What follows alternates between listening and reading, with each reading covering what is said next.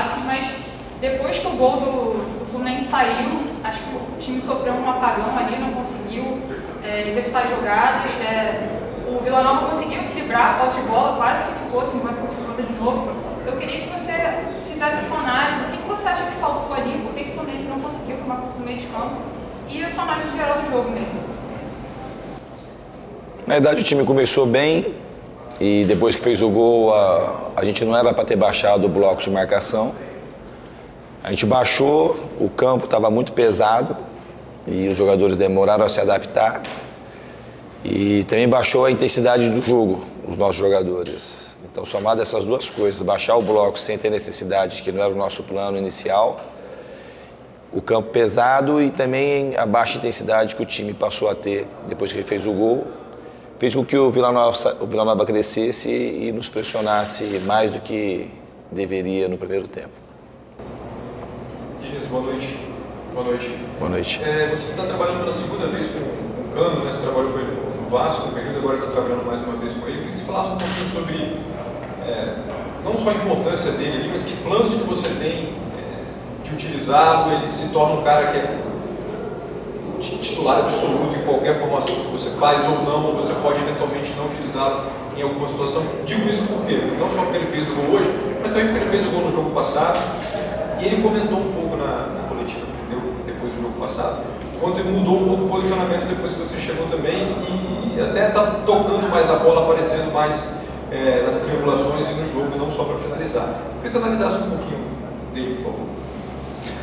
Assim, eu considero todos os titulares que estão aqui. É um time muito qualificado, muito equilibrado. Nós temos o Fred também, que é um grande jogador, talvez um dos maiores ídolos da história do Fluminense, que tem um jogo técnico elaborado e sempre está nos ajudando.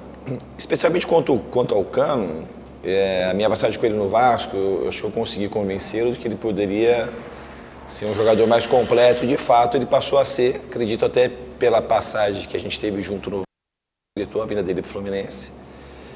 E a minha chegada aqui, isso continua. Ele é um jogador que ele tem uma sintonia muito fina comigo, ele contribui muito no aspecto defensivo, na mobilidade, e isso, na minha opinião, ajuda pelo modelo que eu adoto ele a fazer mais gols. Foi o que aconteceu no Vasco e é o que tem acontecido aqui. E o jogador que faz gol, a gente sempre tem que ter um carinho especial, porque é difícil arrumar jogador que bota a bola para dentro. Diniz, boa noite. Aqui no fundo, parabéns pela próxima fase da Copa do Brasil. O que representa esse bom começo de trabalho à frente do Fluminense, 2 vitórias, um empate, dentro de um calendário muito apertado, onde você não tem tempo para trabalhar? Mas a gente não tem tempo, mas cria tempo. A gente tem trabalhado constantemente desde que eu cheguei aqui. Eu sou um treinador que, nos dias que a gente faz regenerativo, os jogadores ainda estão se recuperando dos jogos, a gente sempre trabalha no vídeo, trabalha no campo, respeitando um pouco as cargas que os jogadores suportam, mas a gente trabalha sempre e a gente vai sempre incrementando o time, colocando um pouquinho mais dos conceitos táticos.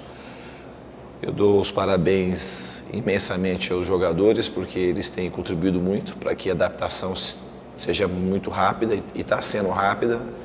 Acho que o resgate principal é uma coisa que o time já tinha, que demonstrou no Campeonato Carioca, de maneira especial contra o Flamengo, que é um espírito muito forte de competitividade, e ao resgatar isso, as outras coisas vão ficando mais fáceis. Ô, Diniz, você esperava mais do Vila Nova? Eu até te faço essa pergunta porque, apesar de ter posse de bola, mas o Fábio não fez grandes defesas. E se você divide essa classificação com o Abel?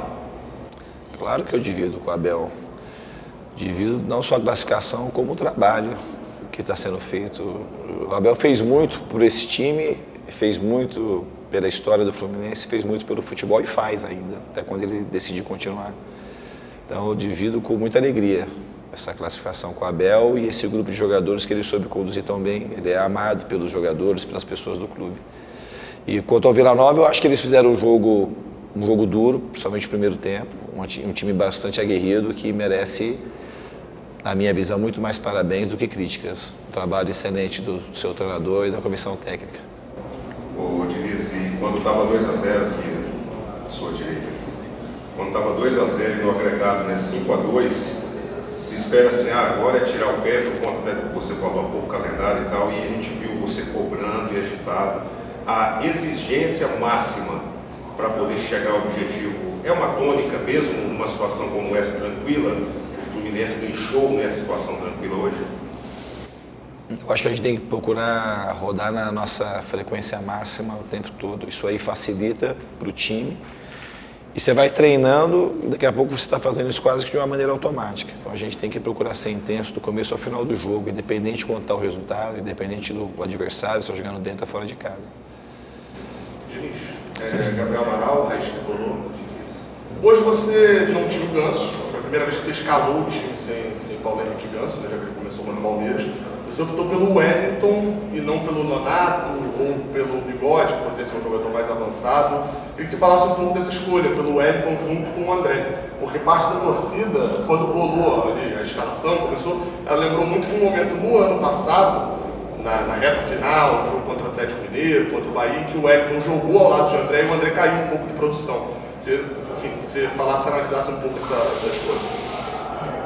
Eu acho que, pelo modelo que eu adoto, esses mitos e tabus que as pessoas falam, o primeiro que eu cheguei aqui era não podia jogar junto Ganso e Fred Cano, o outro não podia jogar junto Ganso e Natan, e também tem esse do André e do Wellington. Eu acho que todo mundo pode jogar. A minha proposta de escalação hoje era colocar os jogadores que eu acho que viviam o melhor momento. Acho que o André fez uma grande partida contra o Júnior Barranquilla e o Wellington fez uma grande partida contra o Palmeiras. E o André tinha que voltar e o Wellington não merecia sair. Então o meu critério foi esse, eu acho que funcionou bem. O time começou bem e a gente tenta, às vezes, no futebol, achar soluções fáceis para problemas complexos. Então, se o time eventualmente não joga bem, é porque está jogando junto o André e o Wellington. Não tem nada a ver com isso. Tanto é que no segundo tempo o time jogou, na minha opinião, muito melhor que no primeiro tempo. O André subiu muito de produção, deu uma bola açucarada para uma das chances claras de gol que a gente teve, que o Cano perdeu. E jogou muito bem, junto com o Wellington. E o Wellington também jogou bem. O time, quando geralmente cai, são problemas assim que, às vezes, para o torcedor é difícil de enxergar. É quase sempre uma coisa mais complexa do que aquela que aparenta ser.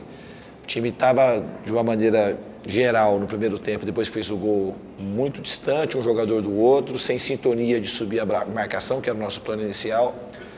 E, assim, de maneira geral, foi isso que aconteceu. Mas, às vezes, a gente tem uma tendência a achar uma solução mais fácil, é porque esse jogador ou aquele outro, e, na minha visão, quase nunca acontece dessa forma, e hoje não foi isso que aconteceu quando a gente estava sofrendo um pouco no primeiro tempo, tanto é que, sem mudança de jogador, o time fez os 2 a 0, eu podia ter feito mais no segundo tempo.